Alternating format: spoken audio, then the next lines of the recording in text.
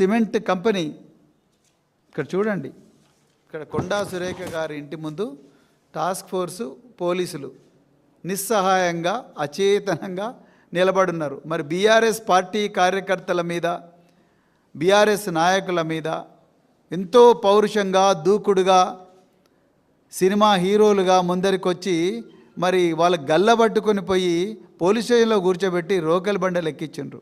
మిర్యాలగూడలో యూరియా రైతుల కోసం, యూరియా లేదని రైతులు ఆర్తనాదాలు చేస్తుంటే ఒక గిరిజన సామాజిక వర్గానికి చెందిన ఒక వ్యక్తిని తీసుకుపోయి రోకల్ బండలు ఎక్కించి రబ్బర్ చెప్పులతోని అరికాళ్ళ మీద కొడితే అతనికి ఫ్రాక్చర్ అయింది.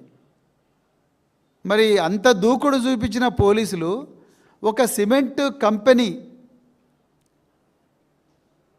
ఆ కంపెనీ యజమానిని రోహిన్ రెడ్డి అని ఒక సీనియర్ కాంగ్రెస్ నాయకుడు, రేవంత్ రెడ్డి రైట్ హ్యాండ్ అంటే ఈయన హైదరాబాద్ గెస్ట్ హౌస్లో తీసుకొచ్చి ఆ సుమంత్ అనే వ్యక్తి ఇతని మీద ఒక రివాల్వర్ పెట్టి ఇతన్ని ఇచ్చేస్తే ఇంతవరకు ఎఫ్ఐఆర్ కాలేదు. టాస్క్ ఫోర్స్ పోలీసు వాళ్ళు నిందితుడు ఆ మంత్రి గారి నివాసంలో ఉన్నా అని చెప్పి తెలిసినా కూడా ఆయన పట్టుకోలేని పరిస్థితి. ఇంతకన్నా ఘోరమైన శాంతి భద్రతల పరిస్థితి ఏముంటుంది దేశంలో ఒకసారి ఆలోచించాలి.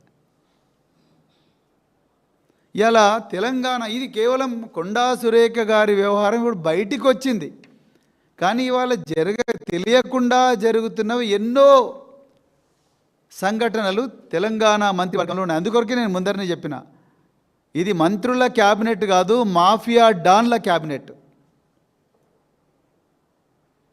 మాఫియా డాన్లు రాజ్యం వెళ్తున్నారు. అందుకొరకు ఈ పరిస్థితి ఇట్లున్నది. ఎక్కడ చూడు ఇప్పుడు డక్కన్ సిమెంట్ కంపెనీకి నోటీసులు ఇచ్చిండ్రు.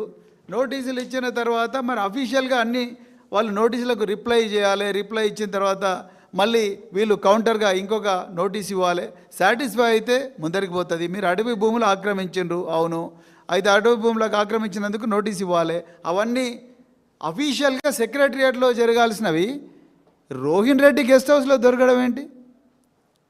అంటే ఈ రాష్ట్రంలో మంత్రివర్గం క్యాబినెట్ మీటింగులు అనేవి కేవలం ఒక ప్రహసనంగా మారిపోయిన, అది కేవలం ప్రజలకు కనిపించే drama. But there is a deep state behind this cabinet. ఆ deep state Rohin Reddy guest హౌస్లలో జరుగుతుంది. ఆమె సుష్మితా పటేల్ అంటే ఆమె కొండా సురేఖ గారి కూతురు అనుకుంటా.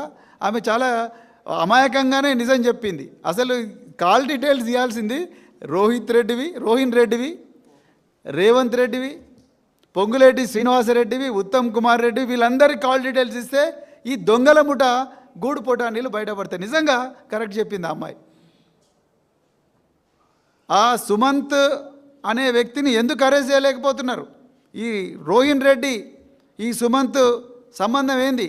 ఈ డక్కన్ సిమెంట్కు రోహిన్ రెడ్డికి ఈ సుమంత్కు ఏం సంబంధం? ఈ సుమంత్కు పిస్టల్ పెట్టి ఆయన తల మీద పిస్టల్ పెట్టి పంచాయతీలు చేస్తూనే ఉంటున్నారు. అసలు పంచాయతీలు ఏంది, పిస్టల్ ఏంది? ఒక సివిలియన్ చేతులకు వెపన్ ఎట్ వస్తుంది?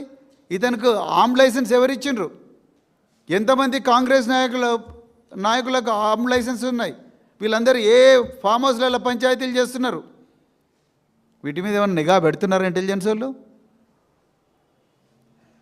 మొన్నటికి మొన్న పొంగులేటి శ్రీనివాసరెడ్డి, ఇదైతే ఘోరం. ఇక సిగ్గుతో